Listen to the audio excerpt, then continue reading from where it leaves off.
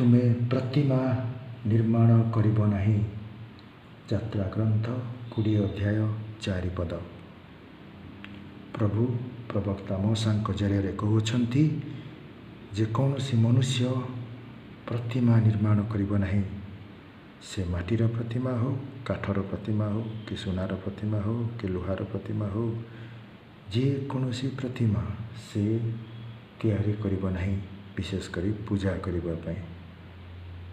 ଏଗୁଡ଼ାକ ପ୍ରଭୁ ମନା କରିଛନ୍ତି, କାରଣ ଏଗୁଡ଼ାକ ହେଉଛି ସୃଷ୍ଟ ବସ୍ତୁ। ମନୁଷ୍ୟ ମଧ୍ୟ ସୃଷ୍ଟ ବସ୍ତୁ।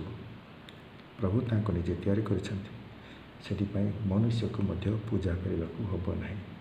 ଏ ସୃଷ୍ଟି, ଗ୍ରହ, ନକ୍ଷତ୍ର, ସୂର୍ଯ୍ୟ, ଚନ୍ଦ୍ର, ତାରା ଏମାନଙ୍କୁ ମଧ୍ୟ ପୂଜା କରିବା ଉଚିତ ନୁହେଁ।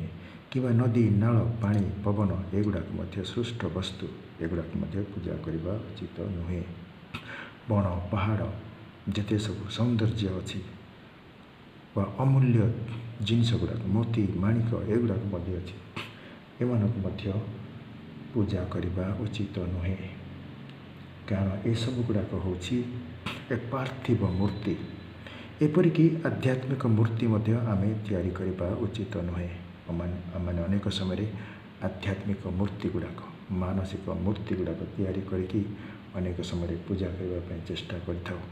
ତେଣୁ ଏଗୁଡ଼ାକ ମଧ୍ୟ ତିଆରି କରିବା ଉଚିତ ନୁହେଁ କିମ୍ବା ନିର୍ମାଣ କରିବା ଉଚିତ ନୁହେଁ।